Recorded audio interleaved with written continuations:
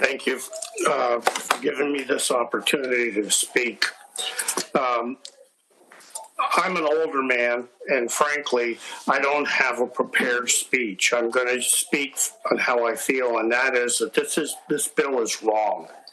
As someone who fought for this country, and someone who has lived in this state for over 30 years, this is not the state that this is not the sort of law that I ever envisioned myself or my family would live under.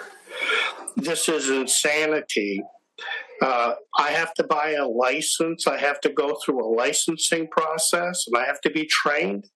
You know, I was trained as a hostage rescue person in Special Forces many, many years ago. I'm not sure what new training I would receive that would be better or improved over that. And I think there's a lot of people just like me out here.